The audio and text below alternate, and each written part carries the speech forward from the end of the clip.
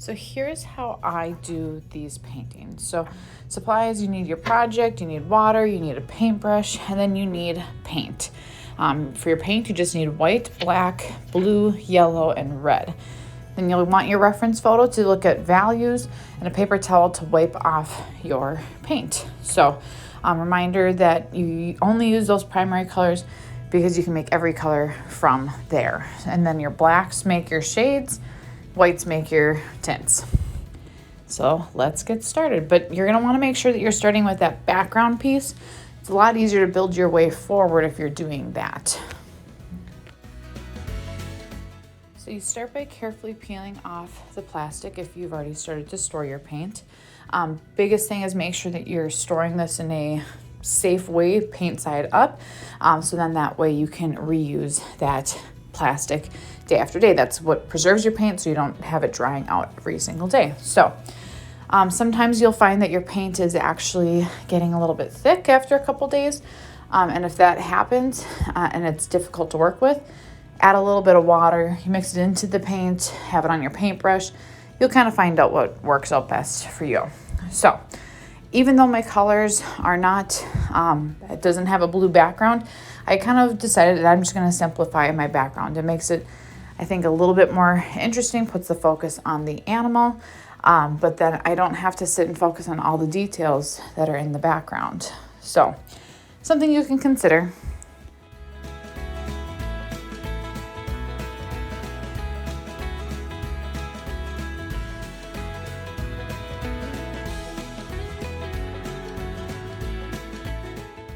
So to create interest, I decided to have white and have kind of this halo effect. So it's darker when it's closer to the animal, and then it kind of fades out to a lighter blue. And then if you notice, I'm just using water to kind of help blend those colors together because my paint has thickened up a little bit after a couple days. So, and this is just developing a base layer. So just getting kind of what could be a final background, but might not be. So when I'm done with that, I'm gonna rinse out my brush. Make sure you're pushing your brush into the bottom of your water cup, brushing off those edges, and then you wanna make sure you're drying it off with a paper towel, so then it's ready to go for the next color. So now I'm starting the base colors for my actual project, and I'm looking at where the dark areas, where the light areas, and since I know I'm gonna do like this orange color, I guess, for my otter, I'm just kind of mixing the red and the yellow right on the otter. And then I'm also looking at potentially what direction are those textures going in? What direction is the fur going in? Creating that movement piece behind it. So that's kind of why I'm deciding to paint the direction that I am. So, but I get that nice orange color, but it's a fairly dark orange because that part of the otter is darker. So continue watching to see how I apply those values throughout the entire otter, using yellow as lighter areas, orange and red as darker areas, and then just kind of keep blending throughout.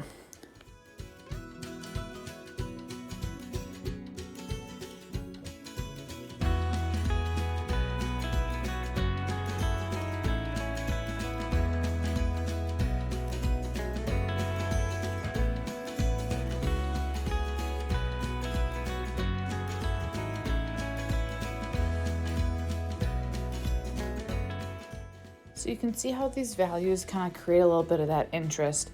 Now, if you also notice there, I picked up a little bit of blue from my blue background, which wasn't entirely dry, which isn't the end of the world.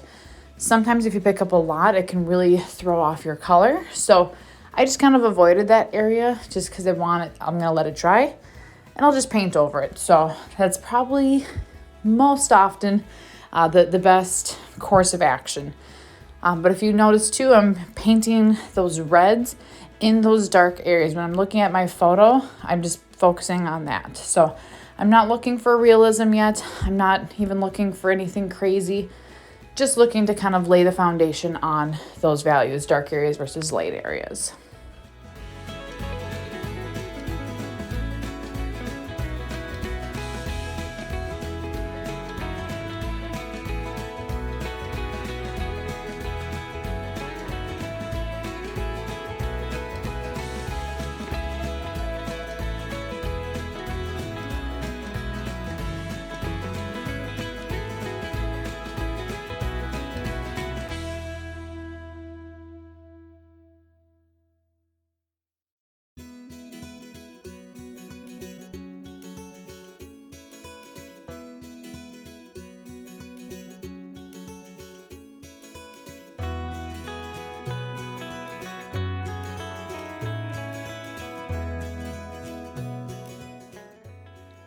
is kind of what your base coat should look like. It's fairly simple in values. There are some value changes, but it's not overly detailed by any means, just looking at those light and dark areas.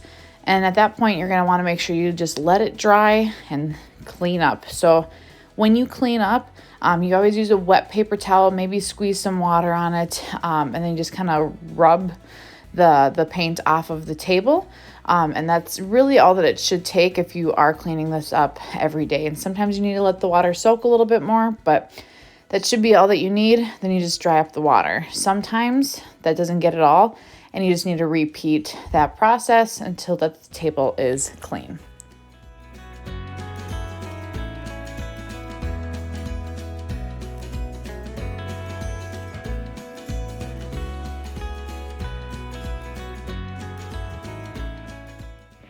So now that my base coat's dry, I'm going to be going back and using the same paint again and continuing on just to add some of those details and those textures. So you want to make sure you're starting out with general textures throughout. You don't want to be starting with those details, because any of those minor details, if you are adding those first, then you're having to try and paint around them, which is not easy. So if you look, I'm using just a plain yellow now over kind of that golden yellow that I had created before, just to help kind of make it pop out a little bit. And even using a little bit thicker paint here and there can also make things a little bit interesting. But now you can really be more intentional with the colors that you're mixing, because you've already created a foundation. So it's just to put some color on top. So you can kind of see how once again, I'm creating more of that value and how colors can blend together throughout this project, and just kind of keep painting and let the colors do their thing.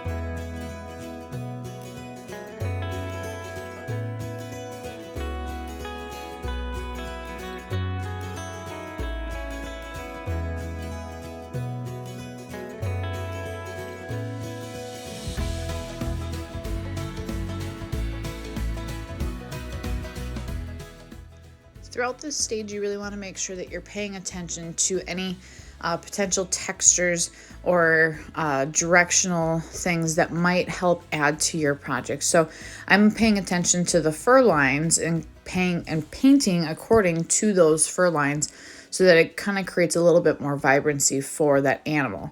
Now, once I have kind of some of those base colors done, then I go back in. You can see I even added just a touch of blue. Once again, just to kind of help tie the painting together a little bit more.